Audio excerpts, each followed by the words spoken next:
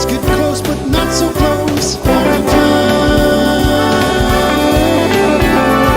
You can share from a distance. Quarantine. You know we want to see each other. You'll have to stay in your quarantine space while we talk.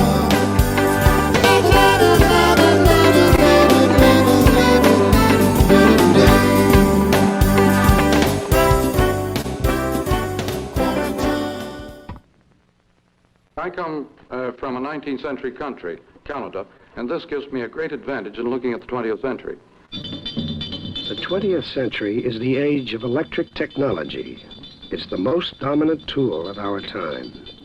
It is causing you to reconsider and reevaluate every thought and every institution you formerly took for granted. I know exactly where the boundaries of the 20th century begin. Mostly they begin in the United States. So any Canadian can see what you cannot see.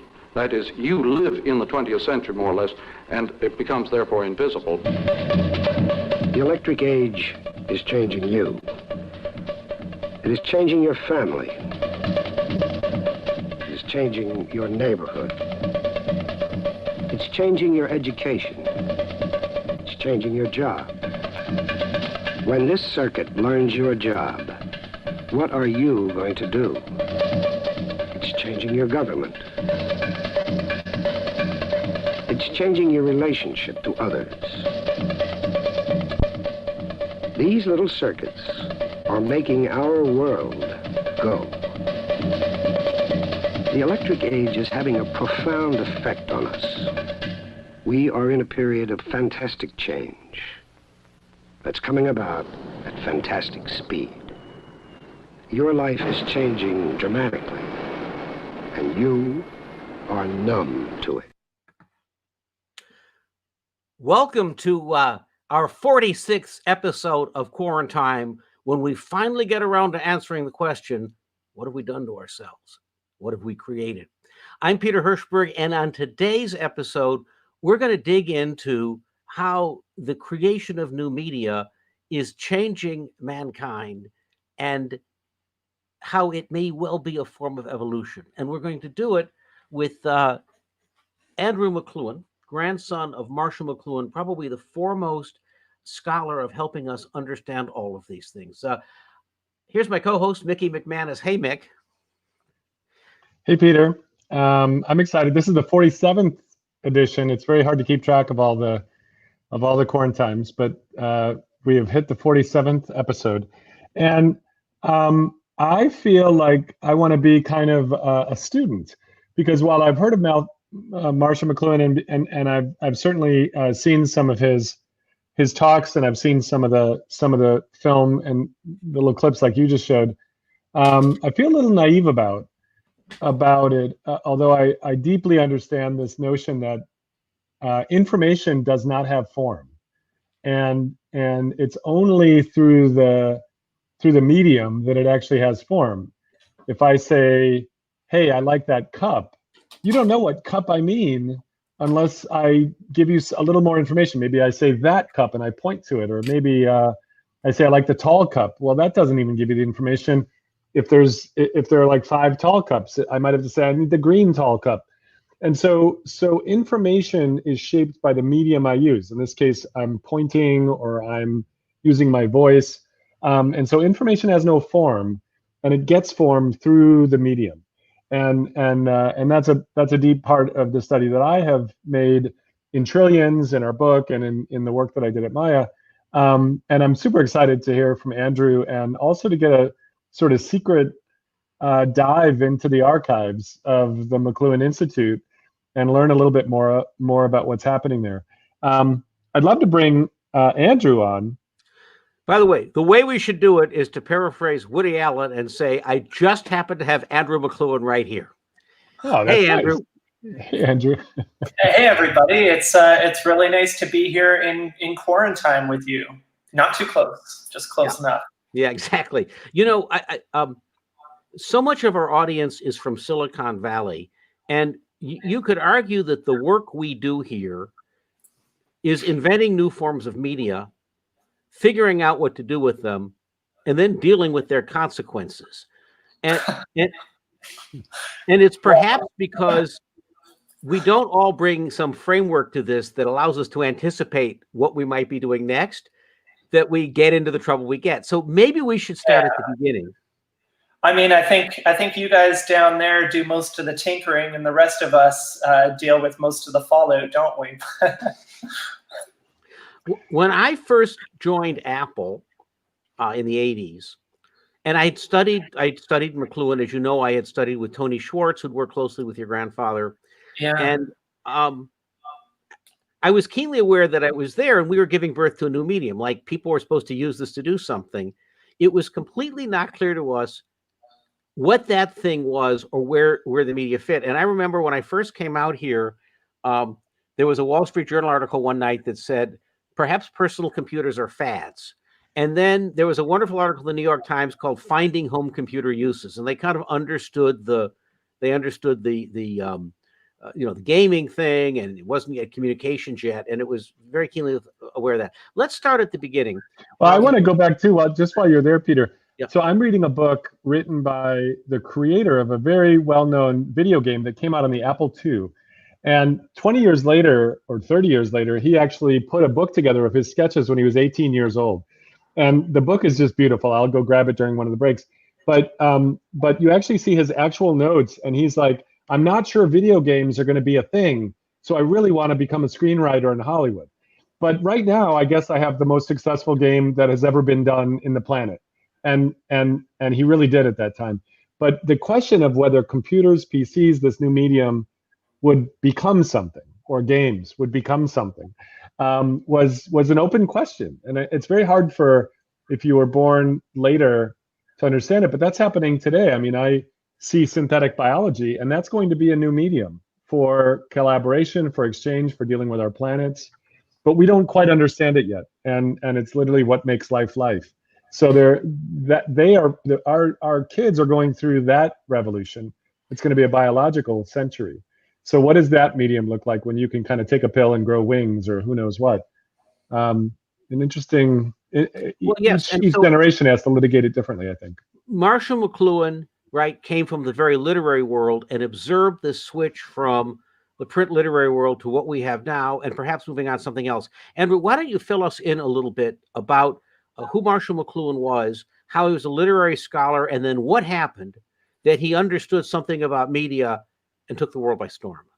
Well, that's a crazy thing. And it's hard to really grapple with that. Marshall McLuhan, this person who understood so deeply what technologies do, was actually an English literature professor for his entire career. And that's a fact that can't be ignored, because it's really out of the field of literature, literary criticism, that he came to understand how technologies work. And it's crazy, and it sounds crazy, but basically he took a lot of the things he learned for literary criticism, for understanding the effects of language in literature, and he turned them to technology and culture, and understanding the effects of technologies and cultures. It seemed crazy at the time. It makes a little more sense now, and especially since he developed his work over several decades and came to the conclusion that all our technologies are basically extensions of ourselves, and they all have the same or similar properties to our languages. So if that's the case, then it makes sense that somebody who's an expert in languages and what we do with them, i.e. literature, would understand a lot about the effects of technologies if they understand the effects of language and literature. So it's a kind of quirky thing that shouldn't work, but it does. And it's a really interesting thing. Mickey, I as well am a student. I grew up around this stuff. My father, Eric, was Marshall's oldest son and colleague for many years. And I've been studying it pretty hardcore part-time for only about 10 years. And I feel like I've only just begun. Honestly, it's really a huge, complex world of associations and peripheral figures and subjects on the edges. The irony is that I'm a McLuhan specialist, but in order to be a McLuhan specialist, you really have to be a generalist, because he drew from all these different fields, from economics, from history, from biology, from sciences, from literature, from ancient Greece, from everything, from poetry especially. And he brought all these ancient sources up to the present. But then when he got to the present, he discovered this amazing thing, and that is that we can use what's happening today in the arts to understand what's happening today to us via technology. And I think we're going to get into this, but the reasoning is that all these new technologies affect us very profoundly, and every major technology kind of remakes us, and then we respond by remaking culture. And so by keeping an eye on the changes in culture, the changes in language, in painting, in music, in poetry, across all these arts, you keep an eye into those changes, and you can extrapolate, in theory, maybe in practice, what's actually happening technologically. And well, I love this idea that, he had to be a generalist to really understand it, and you've had to become more of a generalist, because I'm very interested in how things don't stay in their buckets. They don't stay in their safe little boxes. The act of you doing something changes you and the thing, as you're saying, and something from language and literature. I mean, that was a early technology invented by humans. Yeah. And that isn't, it doesn't stay safely where it is. It sort of starts infecting the way we think, It turns out that the study of technology, the study of media, is really the study of environments. It's an environmental science of another kind.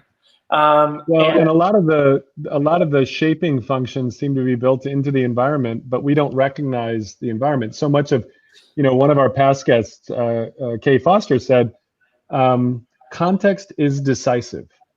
And her point was that, like, when she wanted to change her whole life, she actually moved to another state. Yep. And it changed her life because she had to do things. Behavioral psychologist Ting Jiang, who's been on the show, has said that one of the most important moments to take advantage of if you're trying to build a new healthy habit is the moment you move. Sure. Because you're immersed in a new environment. And so the environment encodes the rules in some interesting ways that we don't maybe even see. By that One of same the first examples of encoding an environment that McLuhan talks about is really the invention of printing, right? As we went from an oral culture to a written culture, and the fact that things are written, they're orderly, they're linear, they're in a book, he says, leads to the assembly line, leads to enlightenment, orderly thinking, moves us from kind of a tribal to a very literate culture. Why don't you begin, and of course, all of this was laid out in his seminal 1965 book, Understanding Media, but why don't we begin at the beginning and talk a little bit about his observations of how our literate world formed us, and then we can understand how we're deforming that today. Sure. Well, he breaks a lot of that down in his 1962 book, which won the Canadian Governor General's Award for Nonfiction in 1962. And that's The Gutenberg Galaxy, The Making of Typographic Man. Understanding Media, The Extensions of Man came out 2 years later in 1964. Gutenberg Galaxy was all about print technology. Gutenberg, the inventor of the modern printer press and arguably, much of Western civilization. But it goes back a little bit further to the invention of the alphabet. And the alphabet combined with the printing press was a powerful explosion.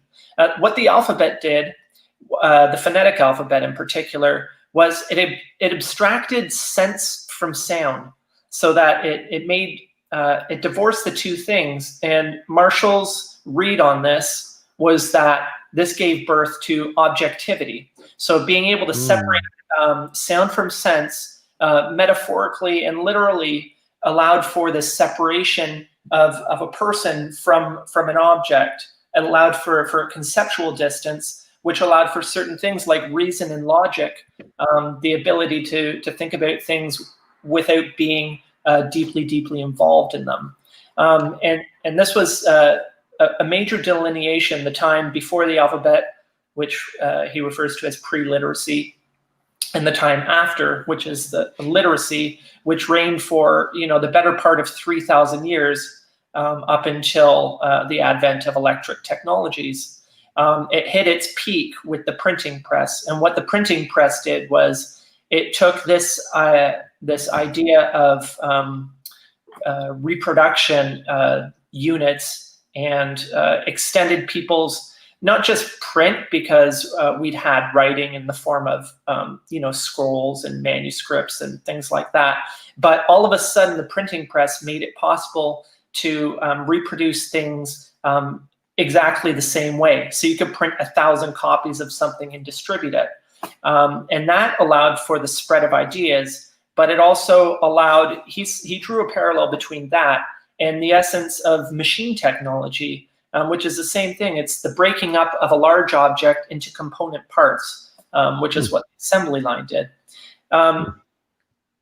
He argued that was the height of the literate age, which came to an end with electricity and electric technologies, beginning with the telegraph and moving from the telegraph to the telephone, to the radio, to the television, up into the present day and beyond. And the curious thing he suggests is that the effect of electricity and electric technologies was to, as far as extensions of our being goes, was to extend our nervous system, our entire nervous system, outside of ourselves and into a global embrace. And this had a lot of profound effects. It undid a lot of this work of distance and objectivity and separation, which were the hallmarks of the mechanical age, the literate age. And if it didn't take us back to pre-literacy, it took us to post-literacy, which is not quite the same thing. And we can see today, as there's a rise of either fake news, or do you believe this, or I have my own truth, or some lack of objectivity, it's almost predicted as you go back into what he would call a more tribal world where people behaved like that, and we didn't have the singular true north of truth, which we're going to get to. This almost reminds me of Walt Whitman too. The sort of all the cells that make you make me, and the idea that we are many and multiple and everything. Was he influenced by people like Walt Whitman and poets or other philosophers? He certainly paid attention to them for the reasons that we're talking about. And if you want to understand the poet, you want to understand the age. So Whitman was late 19th century, right? He was at the beginning of the dawn of the electric age. And so Marshall really drew on the poets of that time, Baudelaire particularly, the French symbolists he makes a lot of, and people like James Joyce. I don't know if we want to get into Joyce, but I'm still trying to read that book. Yeah, me too. Marshall relied very, very heavily on them to illustrate, because as I was saying, we live in these technological circumstances, these environments, and they shape ourselves, they shape our senses, they shape how we thereafter interact with the world, and that's illustrated by our content, our product. So Marshall basically read the content and worked backward. He liked to liken his method to that of the detective. And he thought a lot of Edgar Allan Poe. And the method of the detective is that you start with the body and you try to figure out who killed it, who done it, how did it get there. So Marshall would say, I begin with effects and I work back to causes, So it's kind of reverse engineering. Fundamental to his thinking was this notion that the thing that changes us the most is the nature of the medium, not its content, hence the medium is the message. And this notion that each new medium is some new capacity extension of us. Let's take a look at a clip of that. All media are extensions of some human faculty, mental or physical. The wheel is an extension of the foot. The book is an extension of the eye. Clothing is an extension of the skin. Electric circuitry is an extension of the central nervous system. The extension of any one sense displaces the other senses and alters the way we think, the way we see the world and ourselves. When these changes are made, men change.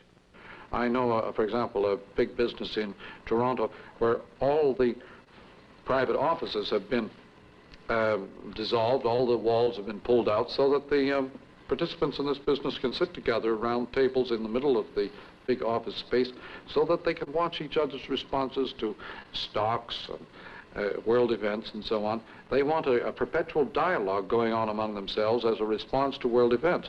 The instantaneous world of electric informational media involves all of us, all at once. Ours is a brand new world of all-at-onceness. Time, in a sense, has ceased, and space has vanished. Like primitives, we now live in a global village of our own making, a simultaneous happening. So a lot going on there. This notion that that each of these new media extends us also suggests that when we do that, in a way, we amputate that function, right? When we get into a car, we're kind of disconnected from the ground and our feet disappear. And even today, when you disappear into cyberspace or you're on a Zoom call all day, in a way, your body disappears and you go into that matrix. He was keenly aware of how changing media changes us. Mm-hmm. Yeah, this is the subtitle of his 1964 work, Understanding Media: The Extensions of Man. So, you know, it was, he later co-authored with my father, Eric, a book called Laws of Media, the New Science, which was an attempt to come up with general statements which can be made of all technologies. And they came up with 4. One of them was that every technology enhances some human function, enhances, extends. You know, we create a new technology to speed up something, or to make it more effective, or to make our lives easier one way or another. You know, the microphone extends our voice, the speaker allows other people to hear us, et cetera, et cetera. So this is one of the 4 effects, the laws of media. And as you mentioned, Peter, there's a kind of a flip side of that, that every time we extend a sense, we kind of numb its origin, which is a curious thing. And the other thing which you brought up is that we extend these things, our senses, and we know that when you enlarge or enhance one sense, when you toy with any sense, whether you're enhancing it or numbing it, you affect all your senses, because our senses exist in this equilibrium, this ratio, something that a long time ago was referred to as the sensus communis. And people are keenly aware of this, for instance, when they go blind at a stage in their life, and they find that all of a sudden they're able to hear a lot better. Their sense of touch is heightened. When we affect one sense, it affects them all. And we see that in our environment. When you affect your nervous system, your entire nervous system, well, you have a whole lot of sensitivities coming up. So wait, Andrew, you were articulating the four laws that your father and Marshall had come up with, and you talked about enhances human function, and then we got kind of there. What were the other 3? Yeah, so when you enhance a function, we create a new tool, and it sort of takes over for something else, and that's the obsolescence. So enhance, obsolesce, and obsolesce doesn't mean that that it dies or it goes away. You know, the television was obsolesced by the internet, by Netflix. It's constantly being re-obsolesced, but it's still very much with us. I want to stop on the obsolescence thing too. When I was an intern, I'm a product designer, and so when I was interning in college, I got to work for a summer at a place called Brooks Stevens, and you probably have never heard of Brooks Stevens, but Brooks Stevens was one of the sort of titans of the 40s, 50s, 60s for industrial design. So there was, there was Raymond Loewy and Norman Bell Geddes, Dreyfus, and Brooks Stevens. He's the one who coined the phrase planned obsolescence, and he introduced the idea of a model year for cars. Cool. You know, because then people would buy more cars. You know, you would obsolesce them. Well, and so it's weird that it got co-opted into this, Marshall had a lot to say about obsolescence. He said obsolescence never meant the death of anything. He said obsolescence is the matrix of all innovation. So, obsolescence is a period of rich activity. It's not at all the death of something. It's a rebirth, in fact. It's a change. It's a new role. So enhance, obsolesce. Another is retrieve. He and my father, they were working on this together, and actually what they were doing was trying to make a 10th anniversary revision of understanding media. Enhance, obsolesce. They found that every technology that comes around brings something back from the past. And they have a whole field of that now called media archaeology, which seems to be devoted to studying old technologies. When thinking about tetrads and applying it to a technology, this retrieve is the hardest for me. Because tell me what a tetrad is. I'm sorry, I feel kind of dumb here. They called this thing they came up with the tetrad, because tetrad just means a group of 4, and their object was to find laws of media, that is, things that every technology does, everything from human speech to the fork to anything human, and that's the criteria. It has to apply in all cases. If it doesn't apply in all cases, it's not a law, a capital F law. So they ended up finding 4 things. The retrieval is hardest for me because in order to know what something is retrieving from the past, well, you need to know a lot about the past. Otherwise, you'll never come up with it. So retrieval, and then the final part of the tetrad, although it's very important to note that this isn't 1, 2, 3, 4. All these effects are simultaneously present in the technology. It's not like enhances, then it obsolesces. No, these things all happen at once. We just we name them in an order, kind of for convention's sake, to be able to remember them. But it's easy to get tripped up by that. They're simultaneous, not sequential. And the final quadrant is reversal, and this is a lot of fun. They find that any technology, when pushed far enough, tends to reverse or flip its characteristics. So, for example, the highway was designed to enhance travel, to speed up, to allow more cars on the road, to allow people to get faster from A to B. But if you put too many people on the road at one time, you get a traffic jam. And that's kind of the reversal of the characteristic of the highway. So they found that all media do these 4 things. My dad was always looking for a 5th, or for an example where the 4 don't apply. It's also important to note that this only applies to human technologies. Animals, you can't do a tetrad on a beaver dam, for example, because while sure a beaver dam affords certain things for a beaver, it doesn't bring back a technology for the beaver from the past that's been obsolesced. And when you push a beaver dam too far, I don't think it reverses the characteristics for the beaver. So it is important to note that this is a quirk of human innovation. I wonder, I would probably push on that today, just because we mentioned at the top synthetic biology. And there are some weird things that happen in nascent genes that when an environment changes very dramatically, sort of retroactive features actually start to be turned on or expressed. So I wonder if it's not animals, but maybe down at some other level of evolution, it happens. I wanted to push into a certain space. I've been trying to capture this and catching it in some weird translation function called a sketchbox, a doodle. But when you started talking about the laws of media and how they might be the laws of technology in general, W. Brian Arthur from the Santa Fe Institute has written a book called The Nature of Technology. And he articulates something that actually probably has echoes and complements of McLuhan's work. He says that every new technology actually captures a new phenomena in the universe for human use. So it goes to your human use, but it captures a new technology. So like the act of us being able to do a neural network with machine learning is trying to capture some set of connectivity that goes between symbols within a sort of graph of knowledge that exists already in the universe. But we've been able to try to look for a way to capture it for human use. And I think that's interesting. But he also talks about how it fractally and recursively deepens.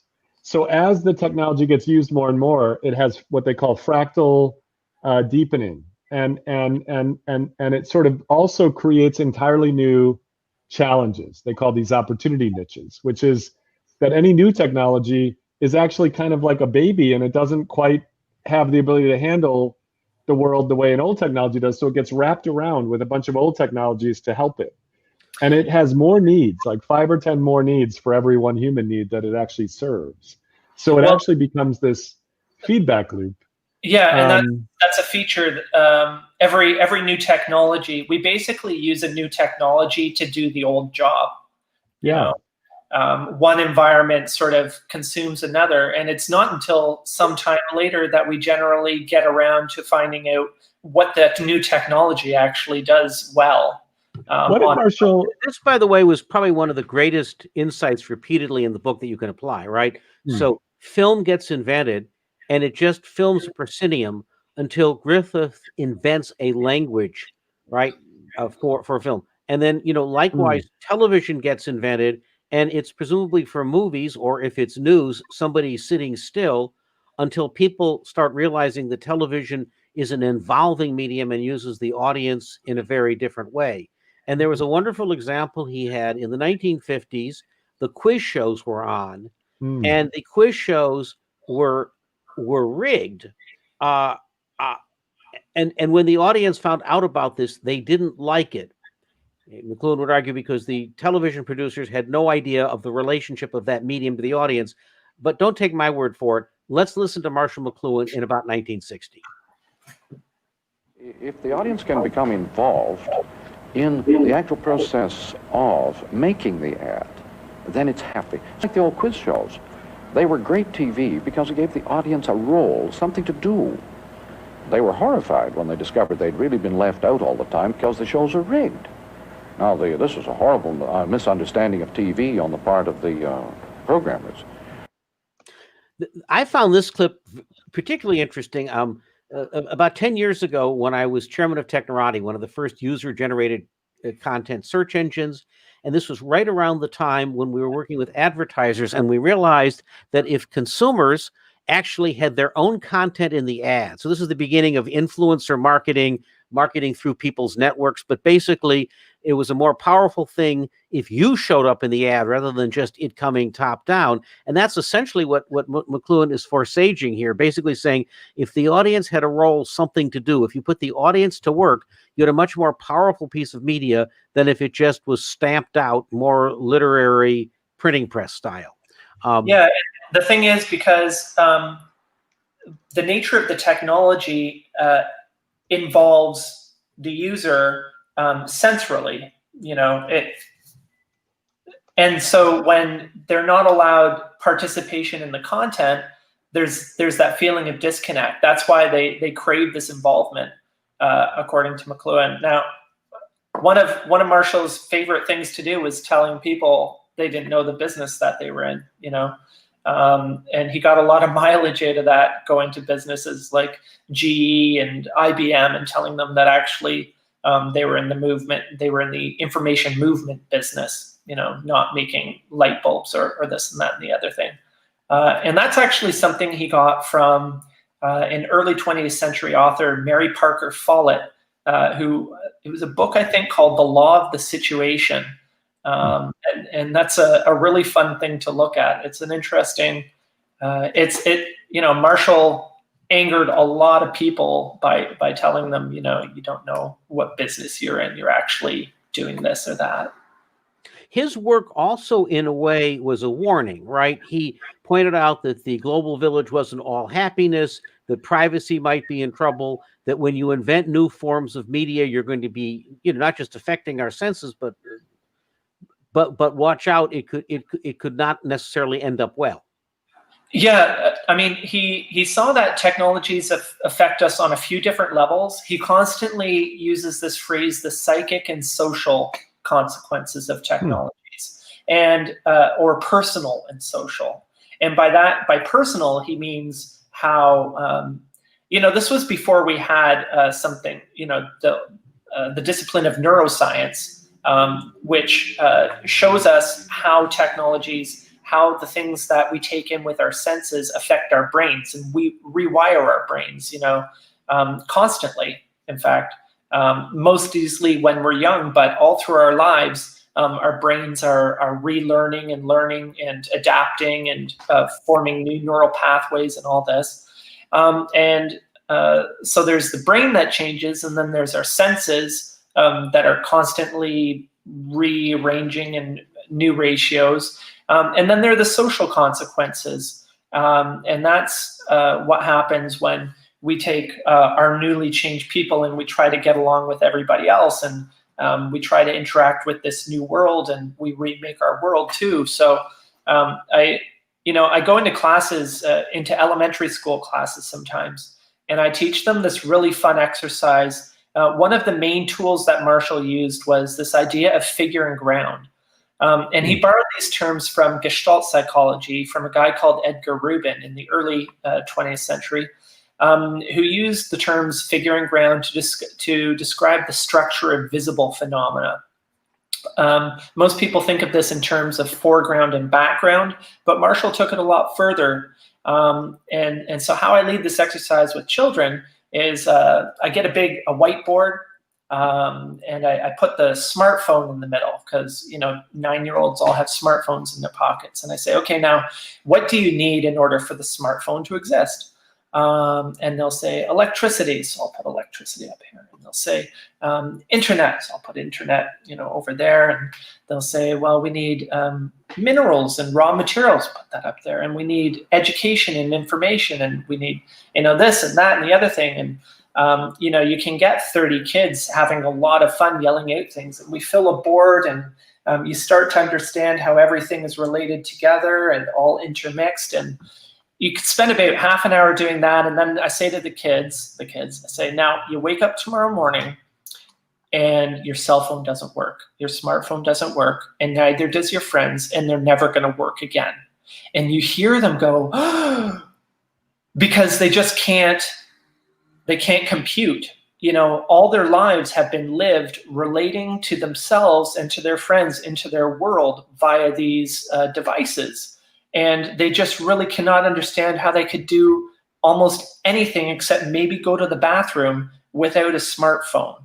And this is the most powerful point of that exercise, is we really understand the consequences and the deep effects of these technologies when we take them out of the equation. Yeah. Right? Figure minus ground, ground minus figure. And so this helps us. So Andrew, in this one, I want to make sure that I'm really capturing this well. In this case, the figure is the iPhone, or the object, the thing, correct, the artifact, and the ground is all that stuff that you need actually for the figure to work, to exist. And another word for ground is medium. And so when Marshall says the medium is the message, he's talking about this ground, and the ground is. The ground is this environment of services and disservices, of psychological and social consequences and effects. Yeah. You can argue that this whole pandemic allowed us to see the background of travel and how work worked and why we went to work. And now that we can remove from it and look at it, it's like, what was the point of the office and the 3-hour commute? Something that would be impossible to imagine unless you made it go away. Well, the pandemic forced us to try out a lot of things that have been really possible for a long time, things that Marshall saw back in the 60s, really, and that we've been able to do, telecommuting, what we're doing here. I didn't need to come to Silicon Valley to talk to you guys. I haven't had to do that for 20 plus years. But I think I detect like a slight Canadian accent. Where exactly are you located in the world? I'm speaking from a small town called Wellington in Prince Edward County, Ontario. It's about 2.5 hour drive east of Toronto. So it's beautiful. Yeah. Pretty far. To fully balance out the geography, I'd like to bring we have one more guest who I'd love to come in and join and listen to this. I'd like to bring in John Clippinger from MIT, who's probably up in New Hampshire now. Hey, John. Turn off your mute, John. Because Marshall would tell you that by amputating your sound, you're flipping into a You're not ready for that. He's just giving us a precursor for the debate. That's right. Amplification results in amputation. I think that was the catchphrase there. Yeah, great. John, you were on our who second is broadcast. John? Who are John, you, tell John? us who you are. John, you have spent a life in artificial intelligent augmented systems. Wait, you're not John. I want to hear from John. Yes. Stop being the media. Let me pick him up, and I'll respond. Go ahead, John. Well, what's really relevant to here, because Peter and I had a prior conversation that one of the most influential books in my life was Understanding Media.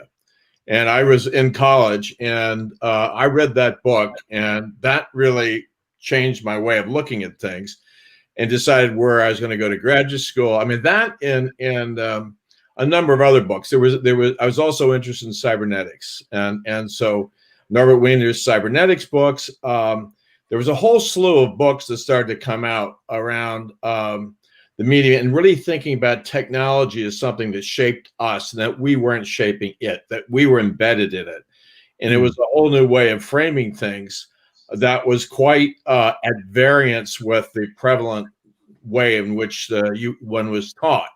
And so I was just fascinated by that. And I was interested also in myth and Levi-Strauss and sort of how the construction of reality and how technology helped you construct reality. I remember I was at Yale at the time as an undergraduate, and Carl Deutsch had a book called Nerves of Government, and he was looking at a cybernetic model of government.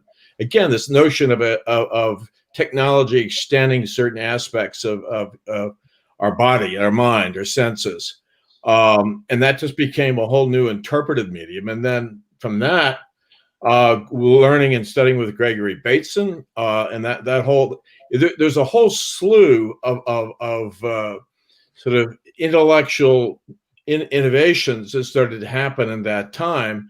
And I guess one of the things that I would say was this idea that we're not above technology, we're embedded in it. Now, there's a lot of work that came out later about sort of technology assessment and how do we assess technology, stand back from it. But I think, and I'd be interested in your reaction to this, but that's sort of a false way of understanding it. I mean, we're creating these scaffoldings around us. You could look at this as a form of epigenetic structures that we create that select for us and we select for them. There's a mutuality about the whole thing that is a very different framework than one is traditionally taught. John, a lot of your work is on identity, privacy, self-sovereignty, and these are exactly, I think, the kind of things that happen when we start extending our central nervous system into other media. Some people call Who it is John? Wait, before we go too far, John, what do you do today? What is your modus operandi? I'm not sure if you're like actually just Max Headroom, if Peter created you. No, so right now I'm at the MIT Media Lab, and it was a couple of things working on there, City Science Group. And so I've been working in the whole field of being able to, how do you give people control of the personal data? But it's also in the City Science Group is how do you create representations of communities that are living entities, and really moving into things that are predicated or designed around something that is self-organized. It's a living thing rather than a mechanical thing. So I'm working with a number of projects, not the least of which I think is pretty relevant to this, is the work of Carl Friston and sort of free energy principle and the new concept of Markov blankets. My view is that that's taking a lot of these ideas and formalizing them and putting them into a sort of a new kind of technology, a new kind of explanatory medium. And then we're trying to apply them to cities and environments and how to design sort of self-sufficient, self-organizing communities. Okay, wait. Okay, so you said epigenetics, you said Markov blankets, you said Carl Friston. I think you're trying to do like a denial of cognition attack on me using language just to show me what it was like to be around Marshall or something like that. Well, I don't want to, but that's not, it's true. There are these ideas that came from you that were sort of fragments that didn't fit in any predetermined pattern. That you sort of what you sort of had to synthesize it on the fly, right? But I do think it's part of a large, and I think we're in a new era where we're revisiting some of the same ideas that we had in the 70s about system series and cybernetics, and so I remember getting a Wiener book. I think it was by Norbert Wiener, that was called "The Human Use of Human Beings." Yeah, beautiful, fascinating, and it's really coming back now, right? Because we're talking about like, AI is going to eat the world, or it's nobody totally will have jobs anymore, and it's very naive in some ways. People saying things like that because there's plenty to do. Look outside. There's plenty to do. I mean, I think our concept of technology. I did a lot in technology assessment. There's a whole Office of Technology Assessment in the NSF, and it's the idea that we'll stand back, we'll make a decision. What technology do we want or we don't want, and then we'll turn. Is this like TRI levels and things like that? It's very naive. I think that's still behind a lot of the arguments that you have and how you even look at AI, and so it's not recognizing that we're co-evolving with these things. We're entangled in these things. And so when I threw out Carl Friston's, and I was doing that with some hesitation, but he's a neuroscientist, and he's the most cited neuroscientist in the world. But he's also, he reminds, if you remember, one of the early people in this field was Warren McCulloch. Does that ring a bell to people? What Warren McCulloch invented McCulloch and Pitts, which was the first really neural networks. And he was the same time as Marshall. He was in that era he's a polymath. He was a philosopher. He was a psychiatrist. He was a mathematician. And he did the sort of first mathematical models of neural nets. You just made me think of something. I want to go back to Andrew.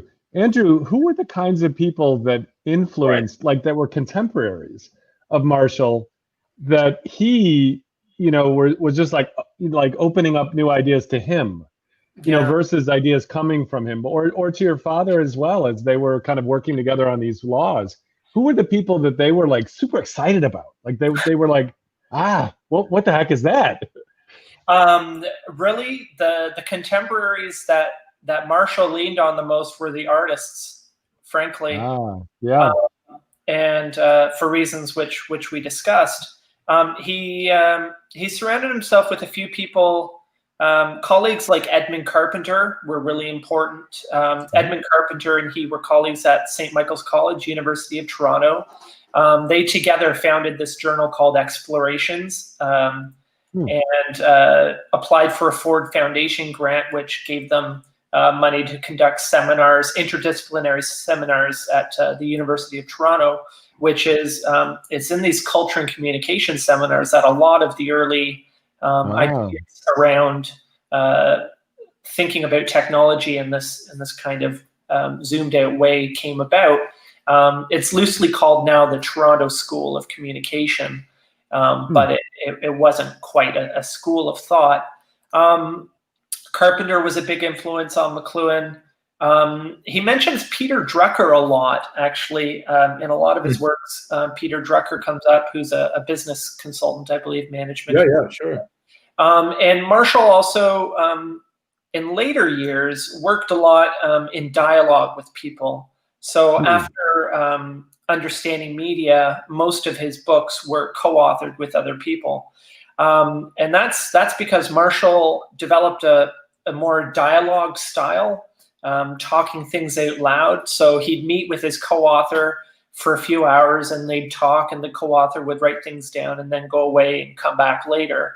And that was a way that Marshall could get a lot of things done without having to do, the hard work of actually writing it down, which a lot of people took this to mean that he couldn't write, but people who say that aren't really familiar with his work, because the man could write, and you only have to look at his literary criticism to understand a variety. But, even that is kind of a meta thing, right? Because like I've co-written a book, and the act of you trading chapters and saying, okay, you take my chapter, I'll take yours, we'll try to figure out how to fix it, or the art of having somebody, because we had a ghostwriter before we figured out how to do what we were doing, and the act of that is a medium. The other writer reflects back and changes what you think. I remember Ralph Lombroglia, a wonderful tech writer and thinker and creative writer who teaches just wonderful sort of ways of thinking about fiction, but also writes for Harvard Business Review.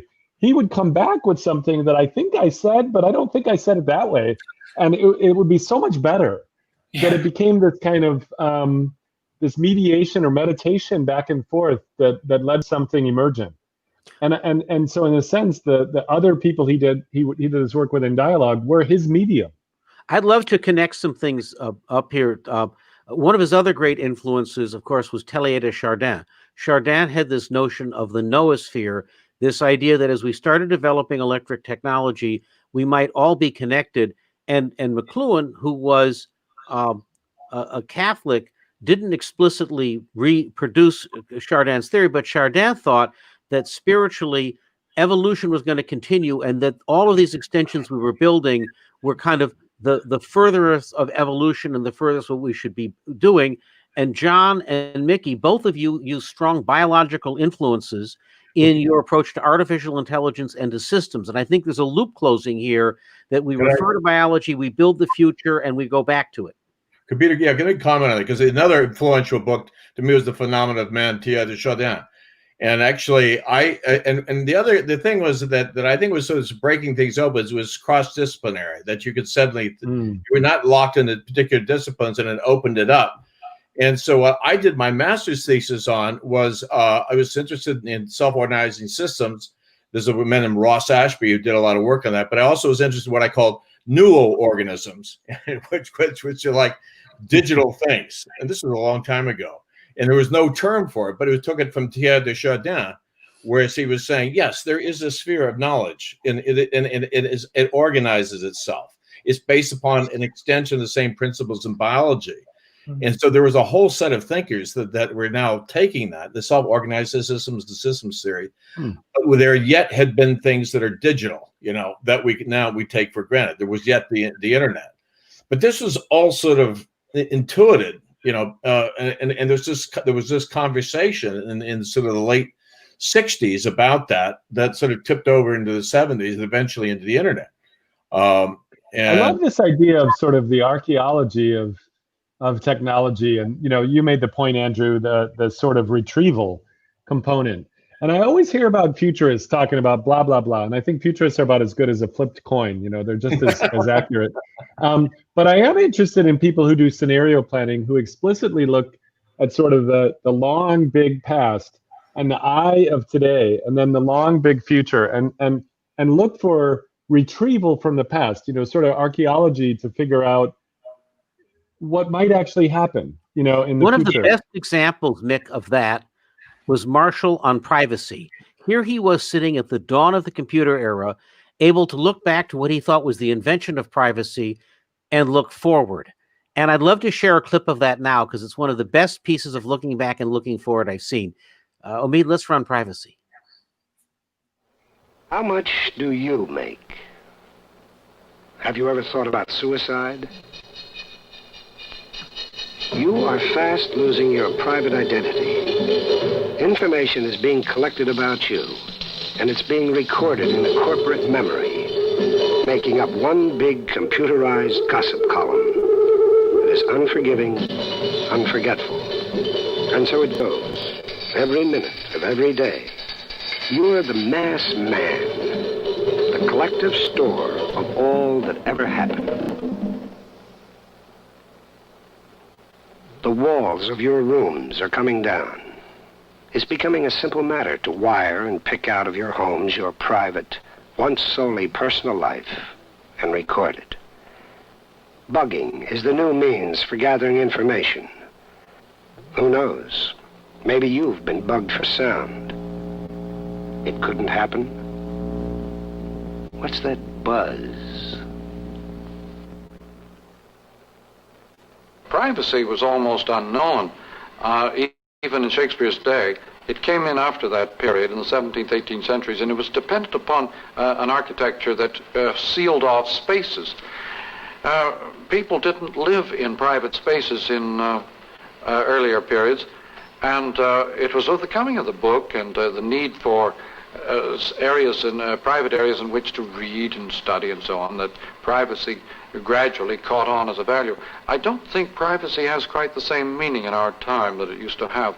I know, for example, a big business in Toronto where all the private offices have been dissolved, all the walls have been pulled out so that the participants in this business can sit together around tables in the middle of the big office space so that they can watch each other's responses to stocks, world events and so on. They want a perpetual dialogue going on among themselves as a response to world events. The family circle has widened, Mom and Dad. The world pool of information, constantly pouring in on your closely knit family, is influencing them a lot more than you think. The instantaneous world of electric informational media involves all of us, all at once. Ours is a brand new world of all-at-onceness. Time, in a sense, has ceased, and space has vanished. Like primitives, we now live in a global village of our own making, a simultaneous happening. That privacy stuff was amazingly prescient. I had not considered the notion that it was an invention of rooms and the printing press that separated us, and he kind of saw that as we went into a connected global village, there would be both less privacy, and he also talked about the fact that everybody would know everybody else's business, which is, of course, exactly where we ended up with social media. Yeah, well, he saw that privacy was an effect of mainly the printing press, and when we're talking about ground, it was that ground of literacy in the printing press that made way for things like privacy. He talked about how before the printing press, people lived a lot closer together, and there was no separation, there was no privacy. Today, we have also no privacy because that ground has been taken away.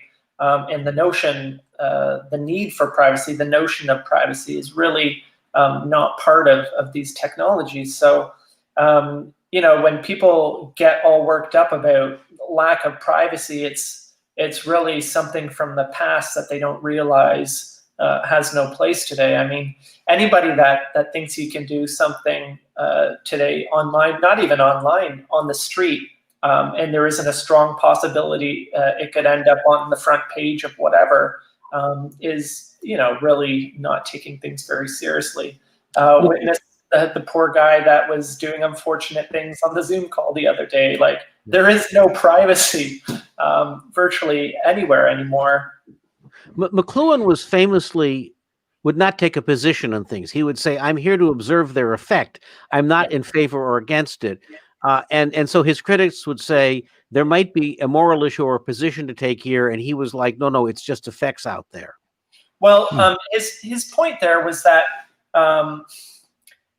when you make a judgment on something of whether it's a good or a bad thing, you largely give up understanding it on its own terms. So this is why he tried for that objective stance, which we think of the myth of objectivity now. But he also said, I wouldn't. You don't prescribe before you diagnose. So he said, we don't understand these forms yet. It's way too early to make a judgment about them and to even decide what to do about them. He also famously said, I don't explain, I explore. Yeah. Right. So. I mean, he had a quick answer for everything. You don't like that idea, I got others. But his point was that this is wide open territory, and we have no clue what's going on. And let's not get bogged down in arguing about whether something is good or bad. Let's try and understand what it is and what it does to us before we worry about those kind of things. I want to ask a question about the privacy side, or maybe flag something. I remember a book. I was thinking about books that impacted me, or people that thought leaders that impacted me, and of course, we've mentioned a few, but David Brin wrote a book called The Transparent Society, and he talked about, and it probably was echoes of McLuhan's, he talked about this sort of cute idea that we had privacy forever, but we really maybe didn't. And we went through this filter where we had privacy for a little while, and now we're not. And his only point there that I thought was really, I mean, many points, but really point was it could be Big Brother, because Big Brother, 1984 had come out, and it was a very influential book, in 1948, and about the rise of fascism and state murder. And oddly, the main character's name was Winnie, and Winston Churchill at the time was trying to fight a war. They had never met, Orwell and Winnie. But the curious thing is that it could also be Little Sister. It didn't have to be Big Brother. And his point was that there was an asymmetry in privacy, because when you were living in small huts or you were living in small tribes, if the uncle did something really bad, like everybody knew it, and so Little Sister could go tattle. And right now there's this asymmetry where a lot of people can collect information, but it's asymmetric. The platforms maybe can collect information, but the person can't. Who's watching the watchers, I guess, is the point of it. And I just wonder, how might McLuhan today reflect on the ubiquity of sensing, the rise of AI, the rise of, even on Wednesday's episode, we had Danny Lang from Unity talking about putting, tens of thousands of years worth of information in simulations for how a self-driving car would work, with every possible agent, pedestrian, daydreamer, mom walking a baby, etc., at faster than real time than you could ever do with driving a car. How would McLuhan explore, the current state of the medium, the algorithmic medium, this space of sensing and asymmetry? Well, the subtitle of Marshall's collaboration with Quentin Fiore was "The Medium is the Massage, an Inventory of Effects." So one of Marshall's techniques for getting a handle on any situation was to make an inventory of the effects. If you remember the figure and ground exercise I was talking about, the thing about an environment is that, and we know that these new technologies become environmental, and that's when they become invisible, because it's really hard to look at an environment, because it's such a huge dynamic. It's a dynamic, ever-changing. It's a process. It's not so much a hard and fast thing. So he would make inventories. For me, I just actually got a 4x8 foot blackboard, which you can make a pretty big inventory on. It really helps me to be able to write things down and just start to map it out. And you realize quickly that that's one of the only ways, this AI and these technologies that are taking 10,000, whatever, they're basically looking at these things environmentally, which is very difficult for one person to do. But Marshall relied on old but effective technologies. One thing I did was I spent a year and a half documenting and inventorying his library, which is about 6,000 volumes. And it was a fascinating thing. He had these co-authors that he wrote books with, but he also had 6,000 authors in his library who were the unwitting co-authors of his works too, because, and as Peter knows from the course, Marshall, this is a copy of Understanding Media, but Marshall would get a book, and he was a voracious reader. He read so much. He annotated and eked every interesting idea out of every book he ever read, and made notes of them, and used it in a very sophisticated way. But part of his genius was really taking bits and pieces from different people's work and applying it to the study of culture and technology. An interesting thing, you mentioned Teilhard de Chardin. Although I spent a year and a half in Marshall's library, I got a really good idea for the books that he used. Chardin is not there, and Most of what I know about Marshall and his methods and his work comes from the 10 years I spent with my dad. And I asked him about it at one point, and he said that Marshall really didn't think very much of Chardin. And I know other people have said otherwise. Wolf makes a lot of the connection. And there are a few places, I can't remember off the top of my head, where Marshall mentions the limitations of Chardin, but I really don't think Chardin was very influential on Marshall. The noosphere thing didn't lead to the global village. What did was a British-Canadian painter and writer named Wyndham Lewis. And Lewis wrote a book called America and Cosmic Man, which he basically states the global village. But Marshall just put it in a little more poetic terms. The other thing is Marshall was not shy about acknowledging a debt. He says a lot of places how much he owed. He said that his work is basically applied Joyce. He also said it was a footnote to Harold Innis. So he certainly wasn't shy about naming people he owed. Chardin was never one of them, I don't think. Interesting. Why is he applied Joyce? We might as well go there. Well, my dad wrote an essay which is printed in Theories of Communication 2011 called Joyce and Mcluhan. And, as I said, I spent a long time with Marshall's books. And although I haven't read everything he's ever written, I've read a lot. And there are a few people that Marshall quotes a lot of authors, but number one is James Joyce, and the number one book is Finnegan's Wake. And this makes people uncomfortable because Finnegan's Wake is a difficult book. It's very hard. It is. And Dad, my father, Eric, died not quite 3 years ago. And one of the things I really wish is that I'd spent more time with him on Finnegan's Wake. Because it's so impenetrable. But can I ask you a question on that? Because Joseph Campbell wrote The Skeleton Key to Finnegan's Wake. And so did he have what was his feelings about Joseph Campbell? And because he was obviously some sort of literary critic. Sure. I'm not sure. My dad does have The Skeleton's Key to Finnegan's Wake on his shelf.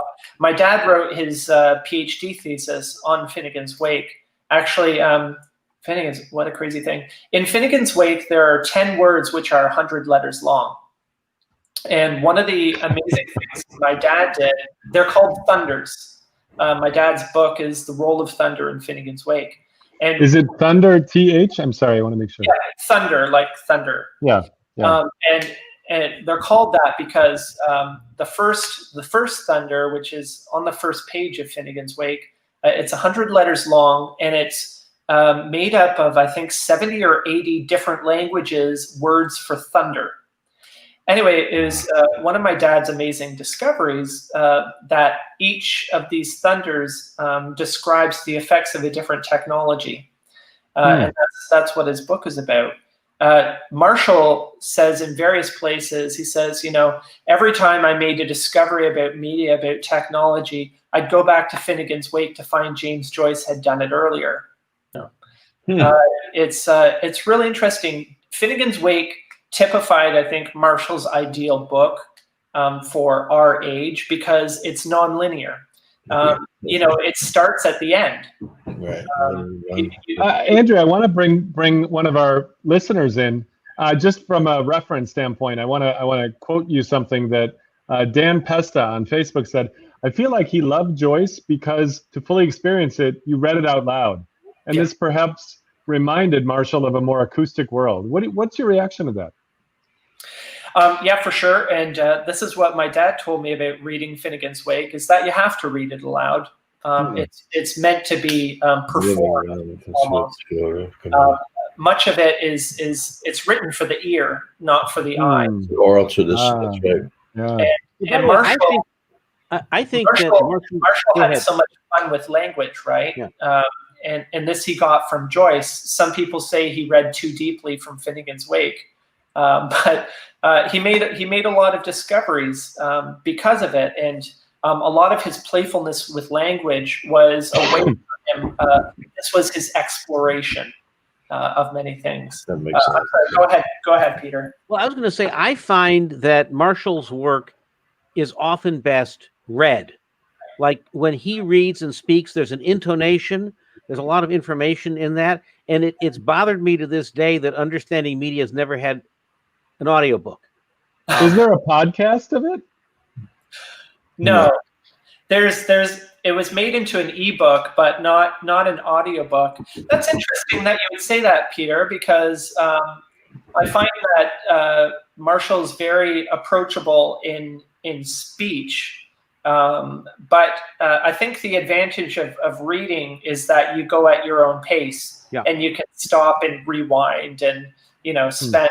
Like the way that I read a lot of McLuhan's work is paragraph, sometimes sentence by sentence. And that's because a lot of his writing was really poetry, His cadence, well, I mean, maybe this is the poetry thing again, but there's a cadence to the way he speaks that is incredibly, he is as distinctive in his as, say, Martin Luther King was with his. And he probably has a tradition that goes back as deep as Black preachers do. But I just found that to be very distinctive. It's helpful to know that Marshall's mother was an elocutionist. Oh, Yeah. that does make sense. She didn't do that stuff with Edison where they were electrocuting horses or anything. that was just wrong. No. So Marshall's mother, Elsie Naomi Hall McLuhan, was a well-known in Canada, in North America at the time, elocutionist, which is she gave dramatic monologues. She would book a theater and give performances where she would read all the parts of a play. So she was a master at vocal technique. So he learned that on his mother's knee. Yeah. Wow. Very, very much so. It was, and that's probably what Peter reacts to. I know, Peter, you're very much into the spoken word and the narrative that is then reported, live. Well, the other part of that is that Marshall studied at Cambridge University, Trinity College, and the people that he studied under there in the English department were I.A. Richards, for example, who wrote Practical Criticism. And practical criticism is a method for studying for critical techniques of particularly poetry and literature. And one of them is one of these techniques is by discovering the voice of the author and of the work. So it involves a very performative reading and performance of the work in question. So Marshall took that to heart. Marshall also knew several languages. This was actually one of his ways of getting out of his own biases toward technologies was to approach them from as many different angles as possible. He said, I don't have a point of view. And that's because he didn't have a single point of view.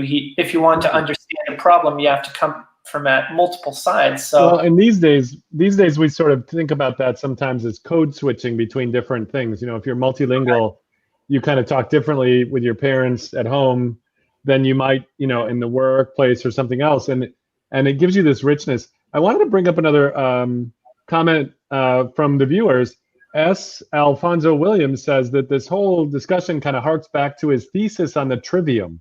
What is the trivium? Okay, we need a couple more. Who are these people watching? Because I don't even know that. That's right. By the way, I think I'd love if actually people could post how they found out about us. I did lob in promo for this conversation into the Marshall McLuhan group on Facebook, which is a group that is deeply into this, and one learns. Okay, but what is the trivium? All right, let's go. Okay. What's the trivium? This is important actually.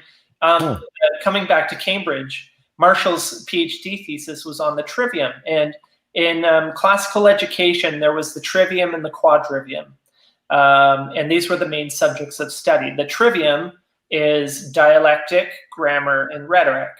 The quadrivium is music, mathematics, astronomy, and the other one. So it's also known as the 7 liberal arts. So Marshall's PhD thesis was called The Classical Trivium, the Place of Thomas Nash in the Learning of His Time. And it is an incredible work where he studies the trivium, that is dialectic, rhetoric, and grammar. Now, dialectic is logic.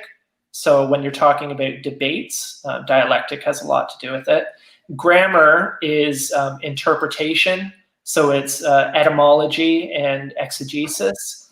And rhetoric is persuasion, the art of persuasion, again, with debates.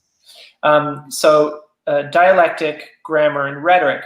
These are also major schools, academic schools. And Marshall traced the development of the trivium from the time of Cicero in ancient Greece up through to the Elizabethans. And it is an incredible work. He read hundreds and hundreds and hundreds of books. And I mean, it's a lot. I've read it. I struggled through it, but it's half footnotes, you know. So it's the most academic thing Marshall ever did.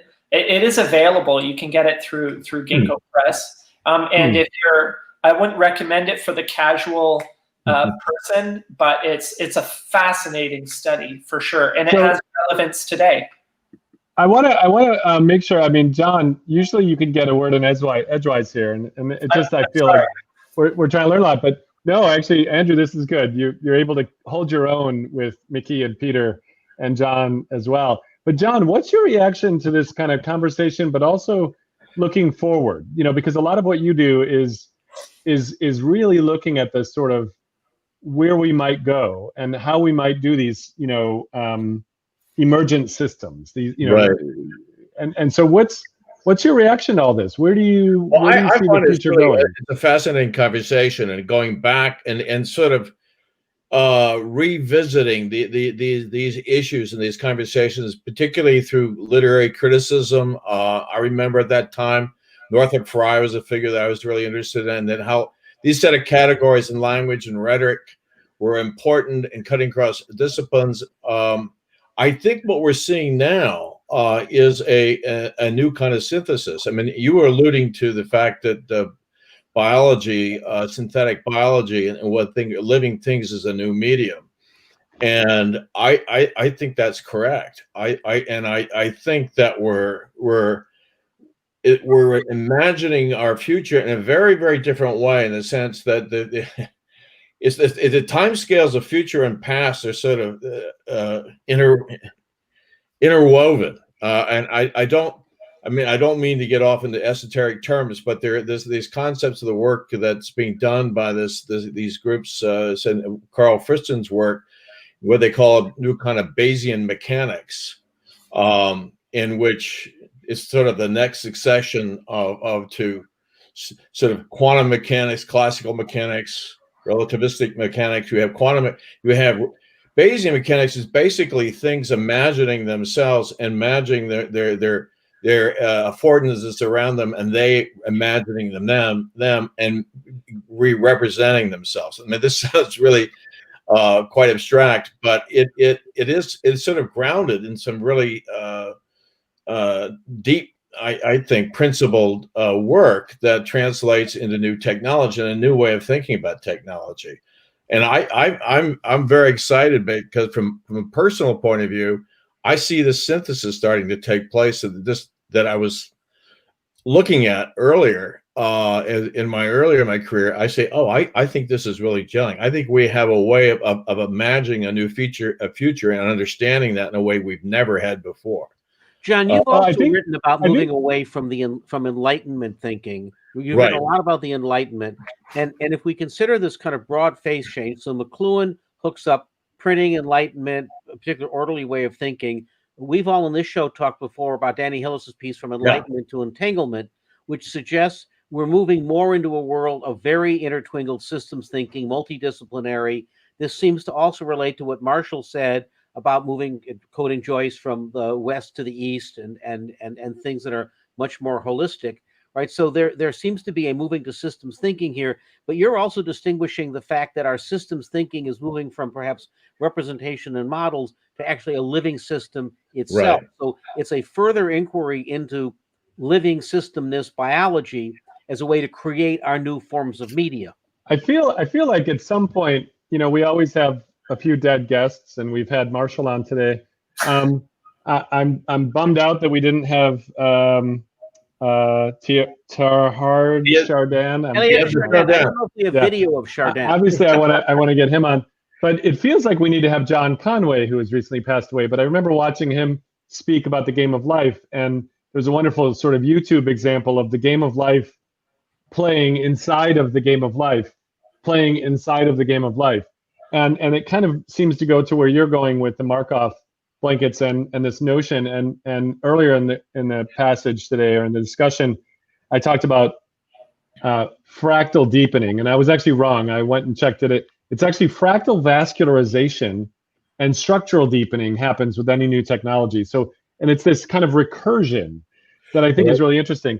And at the very beginning of the talk, just to loop us, because I like this looping thing, I mentioned I was reading a book about a video game where the guy was saying that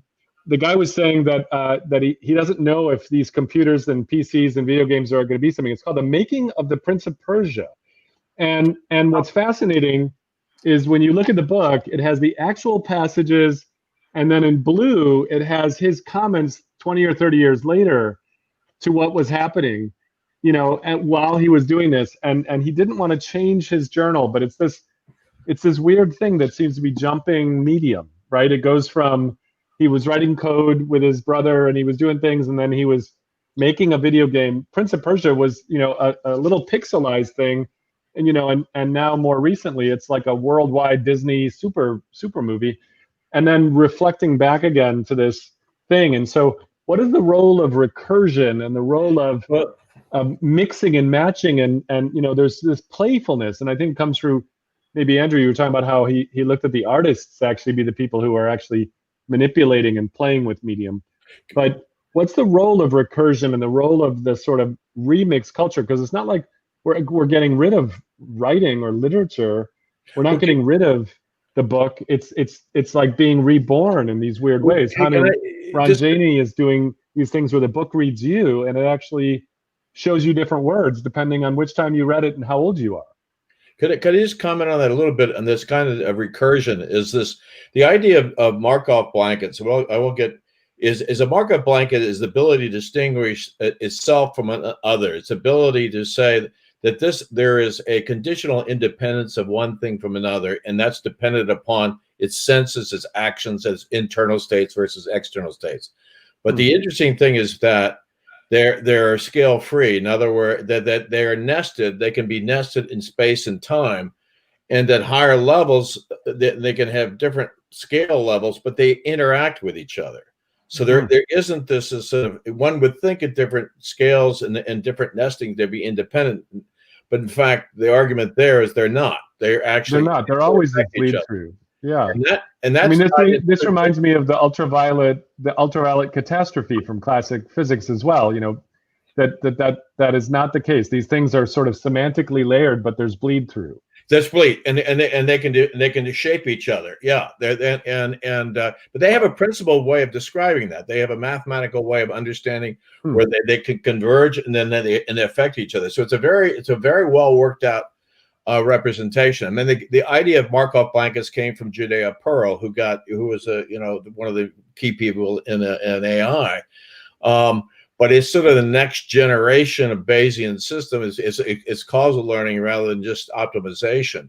But it's a very, having been interested in nested sets and fractals and all those things, how they work together. To me, it seems it provides a way of explaining how things at different scales affect and interact with each other. As you go up the scale, it slows. As you go down the scale, it gets faster. But they're interdependencies, and you can represent those.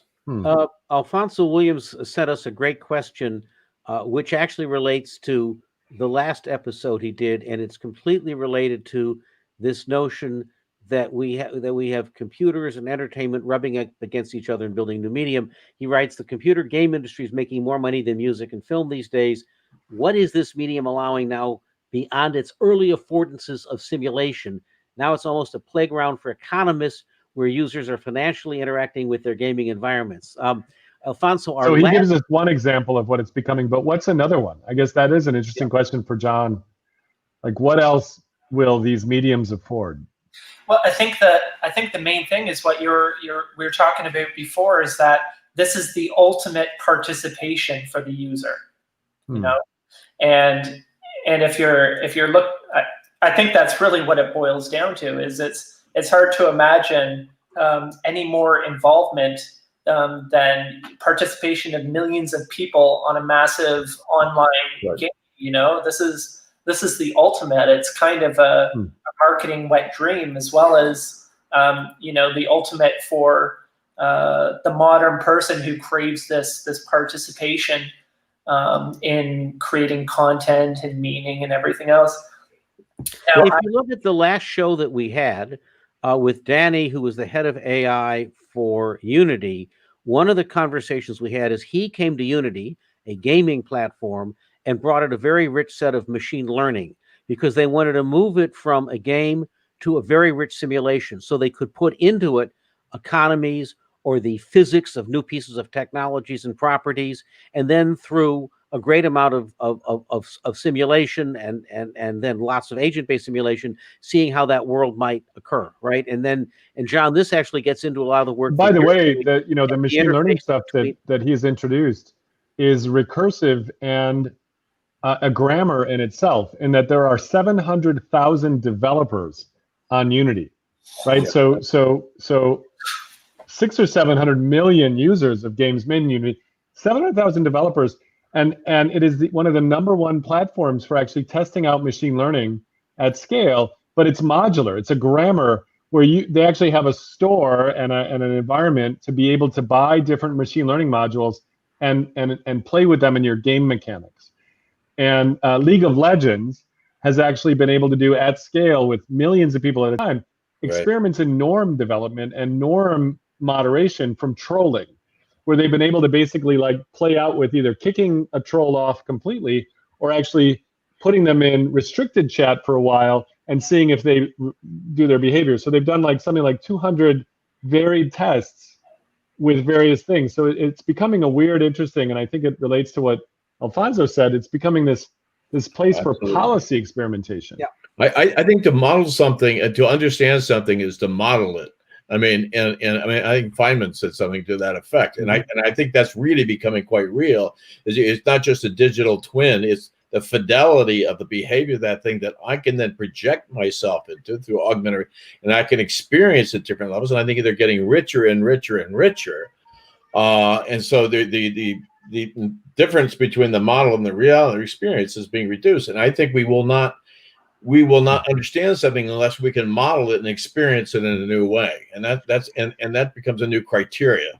Andrew, I feel like another wonderful. Go ahead, Peter. Understanding media here. When we were talking to Danny from Unity, who comes from a very rich AI background, and we asked him, "Why did you end up at a gaming company?" He said, "These rich platforms had to become so in depth to simulate things and to create an environment for all these different actors behaving, that those of us who are seriously in the world of simulation, things like simulating all sorts of autonomous driving things from Uber, went to the gaming platforms because that was the richest medium that simulated the world. And it was much better to add AI to that rich platform that had such an ecology and so many users and so many developers." And that says something fascinating about a medium that is about a simulation of the world and a way of playing the world. And also, when we talk about engagement and a global village, this moves us from a global audience or social media, which kind of was our first model of a global village more recently, into some deeper global participation, mining of knowledge, and building something new. Well, you know, Marshall turned his metaphor from the global village to the global theater, where he said there are no spaceship Earth is where there are no passengers, only crew. The global theater, there's no audience, only actors, only participants. And that's a thing. Same thing. it's kind of funny that it took him until the mid-1970s to realize that in 1957, Sputnik went up and created ecology, basically. He said after Sputnik in 1957, ecology became inevitable. And in fact, it was 6 months later that he said the medium is the message for the first time in early 1958. He came out with the Gutenberg Galaxy the same time that Rachel Carson came out with Silent Spring.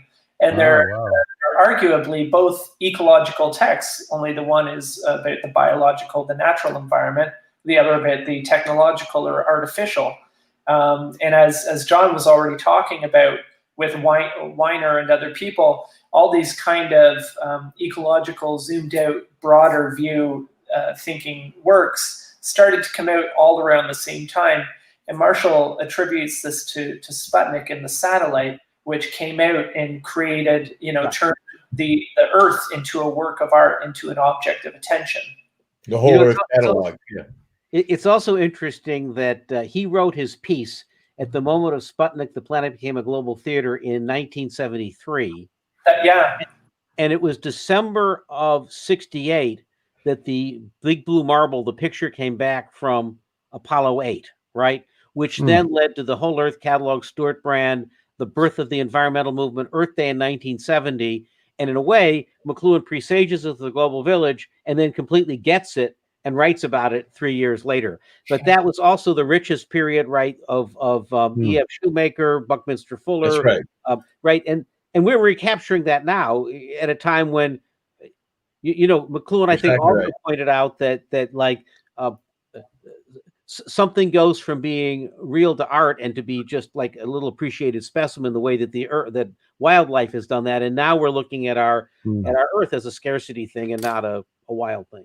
Peter, you said at the beginning of this episode, or maybe in the preface to this episode, that we would be recreating something that happened in the 70s because of an event that happened last night. That's right. Tell me more. It turns out anytime we look at media ecologies or look at a system, we have to know where we are, where we stand. We have to understand field from ground. And where we stand right now is it's 5:31 Pacific time.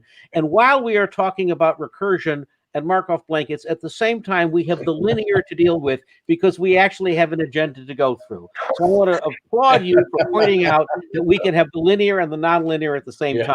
We can. And here's where we're at. We are going to get through it, all of this. We're going to talk a little bit about global village and identity, and we're going to work through retribalization and the tribal warning. We're going to spend a little bit of time on education. And by the way, McLuhan wrote City as a Classroom. That was a very rich thing. We've got art, but before we end up, it turns out that in 1976, on this anniversary, President Carter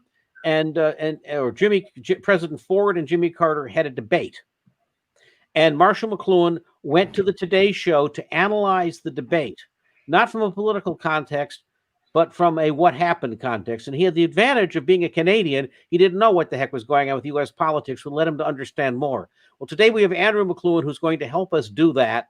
And who's also Canadian. Yes, who's also Canadian, and who also has the advantage of when I called him and said, please watch the debates, he's like, are they still happening? So that, which by the way, may be the biggest. For those of us who don't watch the world, last night there was a debate. But let's go back and understand Jimmy Carter, I think. Yeah, okay. Ford. We're going to get to that. That's our Oh, you're going to tease us. What? Okay. So I want to, as I move us forward, one of the key concepts here in this global village was we moved into everybody knowing everyone's business. And you might even think that like Bin Laden and Al-Qaeda that might have kept to themselves, but because they watched Dallas on TV and they looked at our profane lifestyles, they knew what we were doing. And so they had to come and attack it, right? And we know so much about everybody else's business. Here is what McLuhan said about that in our kind of global village identity piece. So Omid, let's go ahead and run that. We now share too much about each other to be strangers to each other. For example, in the age of the information explosion, all the walls go out between age groups, ethnic groups, between family groups, national groups, between economies. The walls all go out. People suddenly have to adjust themselves to this new proximity, this new interrelationship. And merely to tell them that this has happened isn't very helpful. What they need to know is, if it is happening, what does it mean to me? The global village is a world in which you don't necessarily have harmony. You have extreme concern with everybody else's business and much involvement in everybody else's life. It's a sort of Ann Landers column writ large. And it doesn't necessarily mean harmony and peace and quiet, but it does mean huge involvement in everybody else's affairs. And so the global village is as big as the planet and as small as the village post office. You know, he said two things in that. One is you could be aware of the effects, but it would be useful to tell people what it means. And then secondly was this realization that when you introduce all of this, we know each other's business. On a very practical basis, when I was in one of the first social media companies, when I was at Tetrad, we started off with this very idealistic belief that we were democratizing information. We didn't realize the downside of it. At some point, we realized there was no privacy and nobody knew how to deal with that. You know, kids in high school would post anything and then the consequences caught up with them. You could track people for metadata and you know, this takes us forward to Facebook today. When you look at that, Andrew, he does tell us that you need to practically understand how to apply these things. And you're trying to do some of that today. Well, you know, this was, I think if Marshall had an objective or maybe two objectives, it was for one, to wake us up, you know, Finnegan's wake, to wake us up to the fact that we create these technologies and they take over everything. They affect us very, very deeply, just to wake us up to the fact that the medium is the message. But the other thing he really wanted to do was, he said, look, there's no reason we can't understand our innovations and do something about it. You know, why are we constantly playing this game where we're fighting the side effects and the consequences? Why can't we design smarter, basically? And I think that's where we are today, that we have, you know, Marshall and other people, but Marshall left us a lot of tools, things like the Tetrad, the laws of media, the four effects, figure and ground, ways that we can study what technologies will do to us beforehand, you know. And we're in a place where, as other people have brought up too, you know, the effects and causes kind of merge and at some point eclipse and go past each other. So we're in this incredible time and place where I think we have a lot more agency than maybe we want to admit, possibly because we don't want to take responsibility maybe, or, you know, the idea of slowing things down means slowing up profit. I don't know. But, you know, I think it's past time we started, you know, doing something in advance. I mean, this gets into questions of, is there technological determinism? If you invent one business model that's incredibly powerful, how do you get unhooked from it? Do you build something that's even more engaging? Like if you look at the whole conversation around Facebook now and the fact that it's at the limbic system level, it works so well to promote something that hooks you or is, you know, I don't know if the word's upsetting, but titillating, right? Which is the reason that it boosts the anti-vaxxers or it boosts conspiracy theories, because that's just like inherently interesting. But that's also easy to hack. And then the nature of that system, it reinforces because the money's there. That's a very powerful feedback loop addictive system. And literally, you know, if you were to go talk to, say, Roger McNamee, who wrote Zucked, or Tristan Harris from the Center for Humane Technology, Roger's like, we're going to have to regulate Facebook out because it's too powerful. And Tristan is, we need to come up with something better or maybe use it less, right? And other people are trying to figure out what's the next thing. But we're in a moment now where the consequences of this stuff seem as great as ever. And you know, And it's risen to the point that, some of this tech stuff used to be peripheral to the economy, but now it's central and there's a lot of eyes on it. Yeah, I think this is one way that the COVID situation has been very helpful, because it's shown us how easily something can disrupt all of our lives on a global scale, be it a biological agent or not. The case of studying COVID as a technology, or having the effect of a major technology, is very instructive, and there are many things that we can learn from it. People would say that, like to say Marshall was a technological determinist, but Marshall said, I don't believe there's any inevitability so long as we're willing to contemplate the situation. So I think he was the furthest thing from a technological determinist, really. He did observe that these technologies completely affected us, and I'd love to spend a little bit more time on this notion of how trying to understand what electric technologies have done to us culturally, perhaps moving us more towards that pre or post-literate era, so that we might understand where we're going. Here's another clip from him. I think this is very early in 1962, on what he means about retribalizing. Yes, we're retribalizing. Involuntarily, we're getting rid of individualism. We're in a process of making a tribe. For just as books and their private point of view are being replaced by the new media, so the concepts which underlie our actions, our social life, are changing. We are no longer so concerned with self-definition, with finding our own individual way. We're more concerned with what the group knows, of feeling as it does, of acting with it, not apart from it. So are we moving away from individualism and the group, perhaps the mob, or are we sticking with individualism because, like, America has this deep libertarian individualist tendency? Andrew, I keep trying to work out in my mind where we're headed here. And he also makes the point that nationalism, he thought, was a result of nationalism was going to result from literate culture, and you'd have a very different effect from post-literate culture. Yeah, the United States was founded on the book, on the printed word, and that's why it has this strong impulse for individual identity and the rights of the individual. But again, we're past that.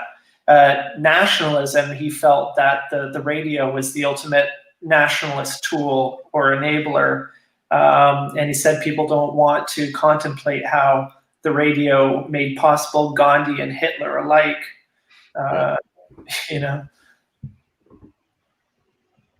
He also had a warning. I will play one more clip and then we'll all talk about this tribal stuff. He also pointed out, when people heard global village, they thought they heard, this is great because we're all going to be globalists and get together and eat each other's different types of food and smell the spices. But no, Marshall said that might not be the case. So let's take a look at this. But it seems, Dr. McLuhan, that this tribal world is not friendly. Oh no, tribal people, one of their main kinds of sport is sort of butchering each other. It's a full-time sport in tribal societies. But I had some ideas. We got global and tribal. We were going to become the closer you get together, the more you like each other. Yeah. There's no evidence of that in any situation that we've ever heard of. That when people get close together, they get more and more savagely impatient with each other. Well, why is that? Because of the nature of man, or his tolerance is tested in those narrow circumstances very much. Village people aren't that much in love with each other. And the global village is a place of very arduous interfaces and very abrasive situations. When you live out on the frontier, you have no identity. You're a nobody. Therefore, you get very tough. You have to prove that you are somebody. And so you become very violent. And so identity is always accompanied by violence. This seems paradoxical to you? That ordinary people find the need for violence as they lose their identities. So it's only the threat to people's identity that makes them imbalanced. Terrorists, hijackers, these are people minus identity. They are determined to make it somehow, to get coverage, to get noticed. And all this is somehow an effect of the electronic age? Oh no, but people in all times have been this way. But in our time, when things happen very quickly, there's very little time to adjust to new situations at the speed of light. So but before we go too far on this, I just want to say, I mean, I think there are some things there that I'm not convinced I believe today, but also because science moves forward. Right? There's some very strong evidence. Elinor Ostrom, we've talked about in the past with her design principles for dealing with shared resources or the tragedy and the positivity of the commons. I'm not convinced tribalism always leads to all this. I think there would be a pluralistic answer to this that might turn out to be a little different from new discoveries about sort of why individual cells actually create multicellular organisms and that Darwinian kind of reason why cooperation and interdependence and collaboration came about. That said, I think the point that I really appreciated there was that fear of your loss of identity, fear or not having a confidence in your identity leads to conflict. And I completely would agree with that. And I think that is a crux of and a deep understanding. But I want to hear, Andrew, what's your reflection on this? Okay. Well, I mean, I happen to be talking to you from an actual village, the village of Wellington, which is like less than 1,000 people. I grew up in Toronto, but I've been living in this area of small towns for the last 20 years, essentially. So I can tell you that he's pretty much on the mark with that. You know, people make a lot of concessions to get along, but you know, there's the surface level, and then there's, you know, gossip and everything else that happens behind the scenes. You know, it's really surreal for me to see clips like this. Those two, in fact, separated more than a decade, almost 20 years, I think, between more early 60s, later 70s. You know, it's a weird thing to get to know a member of your family like this. It still weirds me out a bit. But it's also an extreme privilege because it's allowed me to get to know a member of my family after the fact. And I've had so many different ways to do that. It's cool to see stuff on YouTube, but really the more intimate way I've gotten to know Marshall has been through his books. Yeah. And it sounds weird to say that, but you know, when you're on TV, when you're on the internet, on a podcast, you know, people are watching. You know, people will be watching later on. But I don't think you have that same awareness when you're making an annotation in your book. You know? And so that year and a half or so I spent documenting Marshall's library was a really, you know, it was so personal, and that I wasn't expecting. You feel like you're following, because Marshall would write his name and the place and date when he bought a book. So you feel like you're traveling these places with him. You're in Cambridge in the early 30s. You're in St. Louis, Missouri for a few years. You're back in Toronto. And I'm now doing the same thing. We bought my father's place earlier this year. And so I've inherited his 6,000 or so volume library. And I'm doing the same inventory. And it's a really strange thing to be following these intellectual footsteps and getting to know people in a completely different way. It's aside from what we're talking about, it's another level of thing which is very bizarre. And Andrew, I love that. I just think that's so beautiful, though. Like I wonder if you are an example of a signal from the future, though, right? Because Marshall probably had more video made of him than the average American or the average Canadian at the time, and produced more content, and had a rigor around kind of documenting things that is a precursor to us basically being sensed all the time, right? If you were to annotate your iBook today, I might be able to discover that if I maybe could inherit your iBook collection as a child or something. And I wonder if it's a precursor to what we'll all feel, or our children's children will all feel, about trying to do sort of personal archaeology into the past, because our children are leading such documented lives in some ways. But I love this personal experience of annotating the book and seeing where he was when he bought the book. I just love that idea of having a sense of the arc of history through the books. Yeah, it's really neat, and another level of it is that Marshall didn't just read it once and put it aside. For Marshall, a lot of times, if it was worth reading once, it was worth reading 3 or 4 times. For example, with his Finnegan's Wake, he had half a dozen copies, and he annotated it so thoroughly that he ran out of margin space. He ran out of so he bought a new copy and started again. But it's crazy. But some of his other books are interesting because, so you see, he bought it in Cambridge in 1934. But I don't know about you, but myself, my writing changes over time. And so early in the 30s, when he was a student, he had this very flowing copper plate, really beautiful writing. Oh, yeah. It gets jerkier, and his style is more compressed. He uses shorter forms. So it's really interesting to look at a book from his library that he's read a few times, and you can see because of the different writing styles. And that's really neat because you can start detecting when he might have annotated it. Yeah, and so it's interesting because you see that 10 years later, he discovered different things. Different things leaped out to him in this book. Oh, yeah. And it's really interesting that you can follow his intellectual development through his books like that. There's it's really interesting. Like, you don't think about this, especially today when most people or a lot of people have e-readers and different ways of taking notes. But so it's hard to think of a book as a sophisticated technology. But there are certainly people who interacted in a very sophisticated manner with their books, and we can still learn a lot from them. Just a last comment on this. You were reflecting on seeing your grandfather, and you could kind of see the evolution from his script. When I was raising my son, who's been a cub reporter on the show here, Zen, we had one of the very first, AT&T had created a chip-based voice messaging thing where if you weren't home, it didn't have a tape. It actually recorded a voicemail.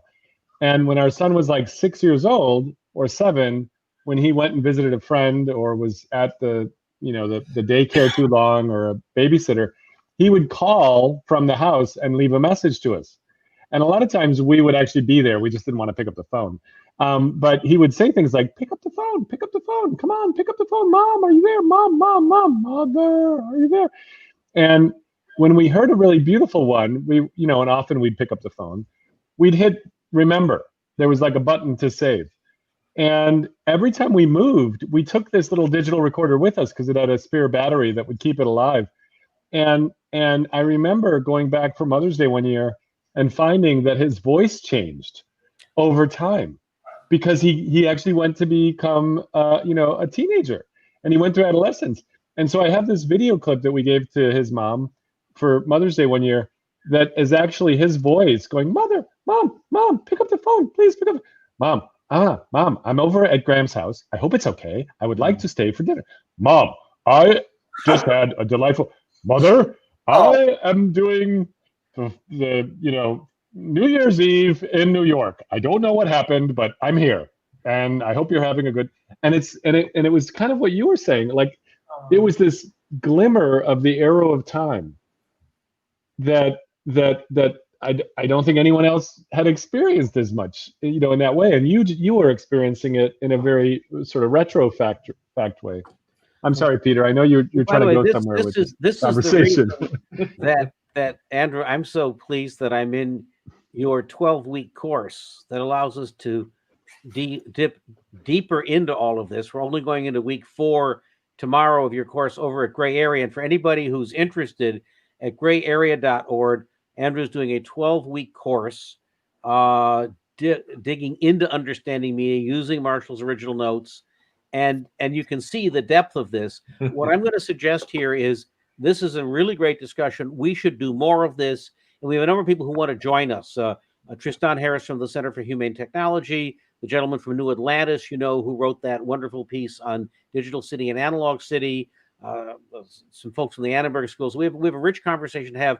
I want to jump us to last night and to the debate so everybody can go home and Andrew, among other things, you can prepare for your class tomorrow. Yeah, I have work to do, Peter. Jeez.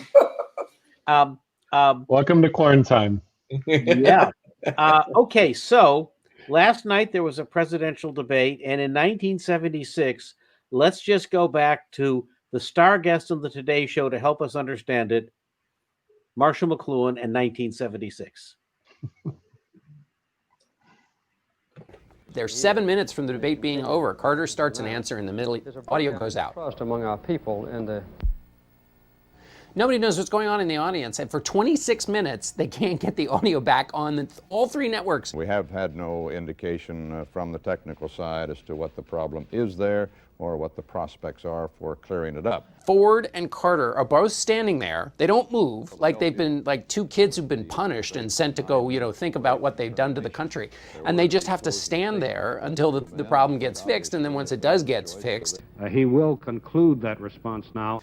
Then they go on with the last 6.5 minutes of the debate. But they spent almost more time standing in silence next to each other than they did actually talking. Marshall McLuhan is practically a household word in this television conscious society. He's from the University of Toronto, of course, the author of a book called The Medium is the Message. And he came to New York last night so that he could watch the debates, watch them not so much from a policy point of view, but from a television point of view. The glorious moment was the rebellion of the medium against the bloody message. The medium finally rebelled against the most stupid arrangement of any debate in the history of debating. Why was it stupid? Not from a by scripting point of view. Mm-hmm. The characters who had arranged that debate and scripted every aspect of it had no understanding of TV. And they didn't even know that TV is not a debating medium. Mm-hmm. And they had arranged it as if it were a newspaper setup or a radio setup. They had no awareness of TV.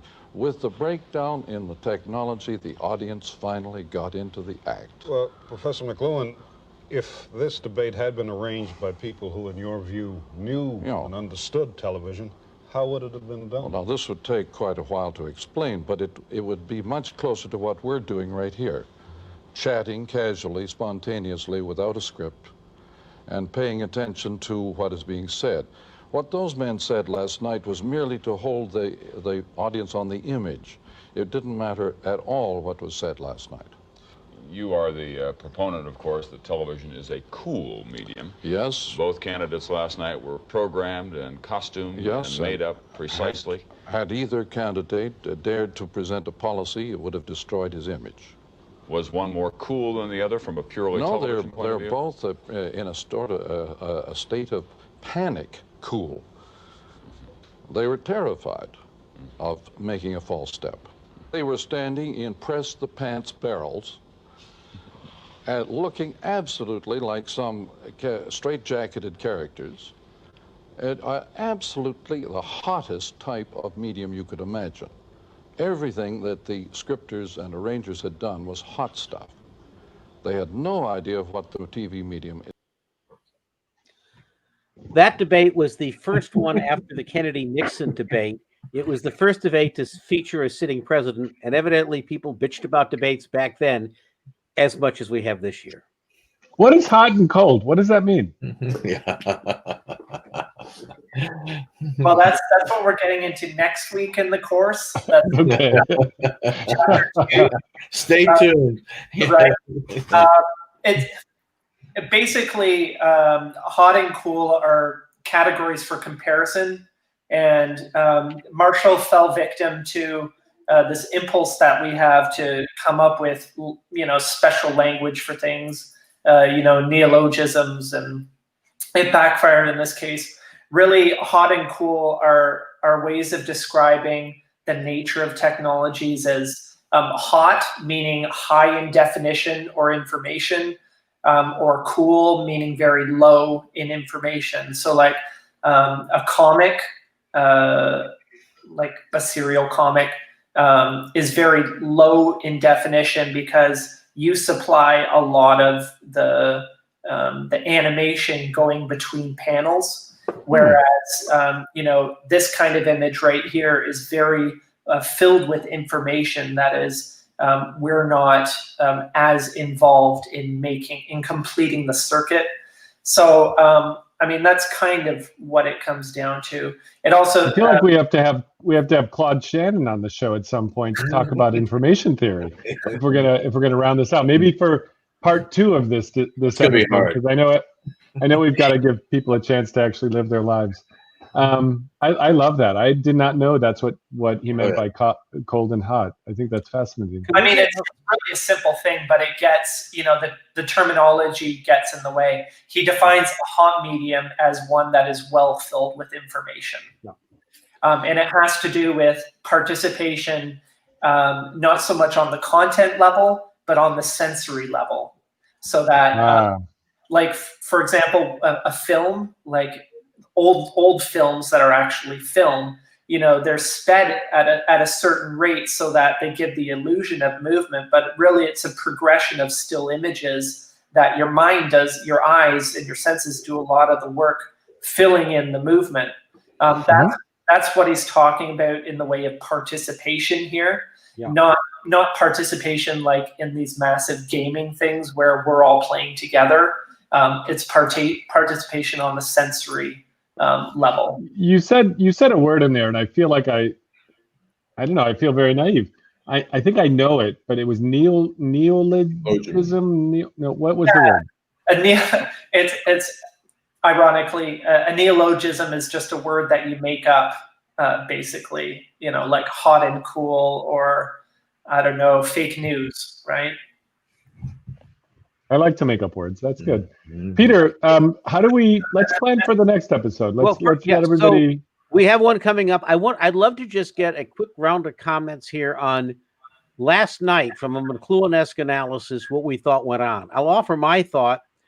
I believe last night they interjected just a few bytes of code, an if-then loop that said there'll be a mute button.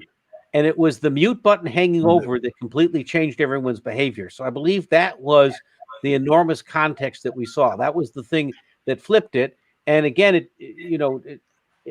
there was a little bit of, you might say, there were very few moments of actual content. I thought that Biden at the end suggesting he was going to shut down the oil industry was probably a bad political move, because it's probably better to build a new industry than announce you're shutting it down. But beyond that, it was basically looking at But that's actually a nice signal. That's actually a very if you actually think about the planet, that's a pretty fascinating thing for a politician to say. Huge statement. It was a very. Did he say shut down? He said transition, right? That's what I mean. Well, he. I didn't watch it. I don't. I don't have television. He basically said he had said we had to phase it out, right? Transition was John, what was your reaction?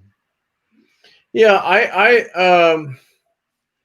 Peter makes a good point. The revenge of the medium, in a sense, ties to Marshall's point of the microphones being the controlling the whole situation. The kill button. The mute button actually changed the whole dynamics of it, and forced them into a whole new mode that was it was uncharacteristic, certainly for Trump.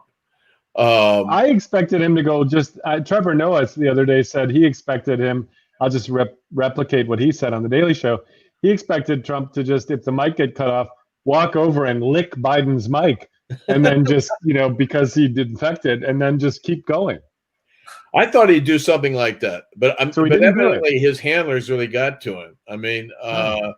I really thought he was going to try to tackle him or something. I think he get out of control, but he held it.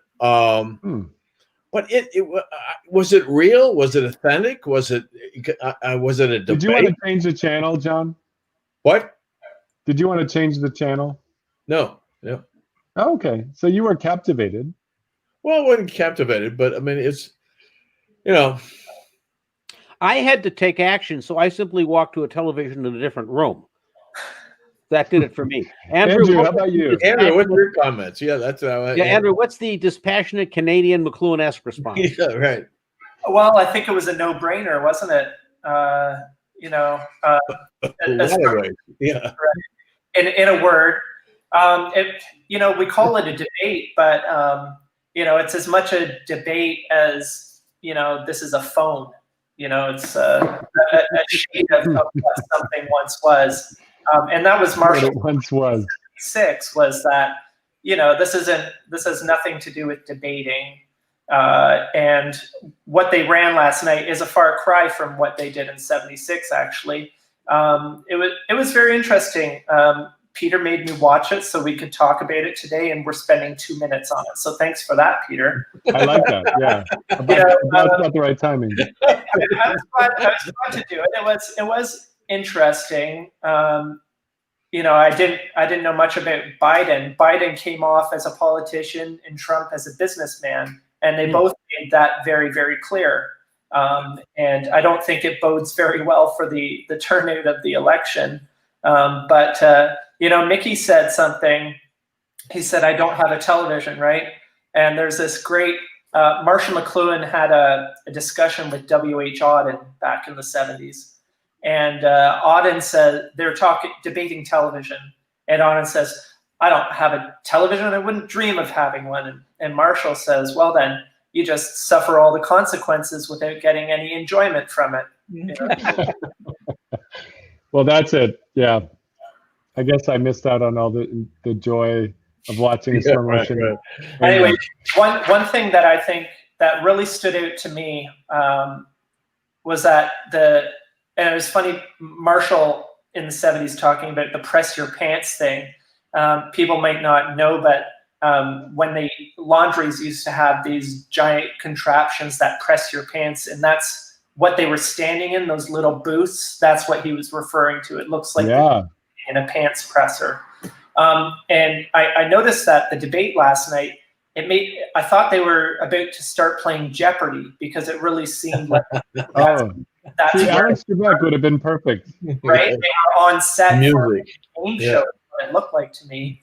The other thing that struck me was that they're virtually identical. I mean, Trump is perhaps a more orange shade of pale, but here's these two white guys in almost identical suits. The main difference between one's wearing a red tie, the other's wearing a blue tie. They're both wearing cufflinks and, the America flag waving on the lapel. But the thing that really struck me unspoken with Biden was that, and he said this, well, for one thing, Biden really addressed the viewer, and he's like, "Come on, folks," and he's like pointing and all this stuff. Whereas Trump is behaving a little differently. But Biden over and over stated, that when I'm elected, if I'm elected, I won't just represent Democrats, but all Americans. Yet here he is standing there with this blazing blue conservative, liberal, Democrat Party tie, really belying what he's talking about, and that as an unspoken kind of thing really struck me. But I was also surprised by the level of civility, even if it wasn't in any way a debate. They weren't debating everything. But I was expecting Trump to be a lot more obnoxious, and I felt he was much better behaved. I remember reading an article in Scientific American about debate, and that the value of debate was actually when you had to actually defend the other side. And that when you psychologically had to defend the other side, you actually found more common ground. And there's a debate series called Intelligence Squared that I first encountered at Aspen Ideas, where they kind of test the audience before the debate and after the debate to see if you actually moved anybody. And I think the best debaters there were actually literally doing a good job of trying to mirror the other side, so that they and defend the other side. Like I'm going to try to win the debate if I flip the coin and I actually got the wrong side of the coin to the death, because that allowed for an actually dynamic debate.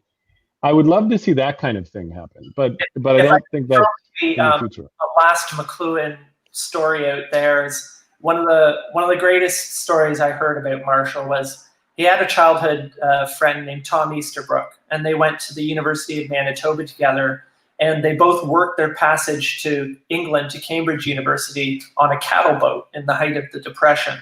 And all they brought with them were a couple books and their bicycles, and they biked around England together. And I heard this story that early on, they made an agreement between each other to always agree to disagree, but to use that as the beginning of conversations, so that whenever one of them took a position, the other would automatically take the opposite position. So they were agreeing to disagree in order to further the conversation and sharpen those wits. And I really love that idea, which I think we need more of. Well, just to play and put on that other, I mean, in this way, it's a medium of putting on someone else's norms and views and perspectives. You know, that the medium is the other person, or trying to model the other person goes back to what John just said, the value of modeling. I think this is a nice place to try to wrap up. And Mick, if we connect this back to the conversation we had with Catherine Gall exactly a week ago, this on kind of politics, she had a number of theories on how you make things more representative, engaging, and create competition in politics. Part of what Andrew's pointing out here is in this field ground analysis of a debate, we might add another tool to what political discourse looks like. And one of the fun things about Quarantine are all the connection points across shows that you might not expect, but here they pop up. Andrew, thank you. Clearly, this is the beginning of something. We intended this to be an hour, but there was so much to probe that here we are. And the exciting news is, in preparing for this show, which we kind of did at the last minute, we had a whole bunch of people who wanted to kind of dig into stuff with you. So we'll do another one of these, perhaps closer to Thanksgiving and after the elections, and when we have turkeys and stuff. But I wonder who, I mean, in the next show, let's talk about who teaches McLuhan today, aside from Andrew. In other words, can I find a level in Minecraft that's the McLuhan level? Can I find it on Coursera? Like, how are we, can I find it in a public school discourse at the age of 7 or 8? Like, who is teaching the archaeology of this information and taking it forward? And I don't want to litigate that today. I think we should move on, but I would love to hear more about that in the next episode. Yes, so we will have L.M. Sakassis, who from the New Atlantis, who we talked about, Andrew, kind of very interesting McLuhan-esque analysis of today's stuff. And we fired up some friends at the Annenberg School for the question of who is doing the stuff today. So we're on the case. It is a case that is currently going into recess at 6:12 Pacific quarantine to be resumed. Court is dismissed for the weekend. Okay.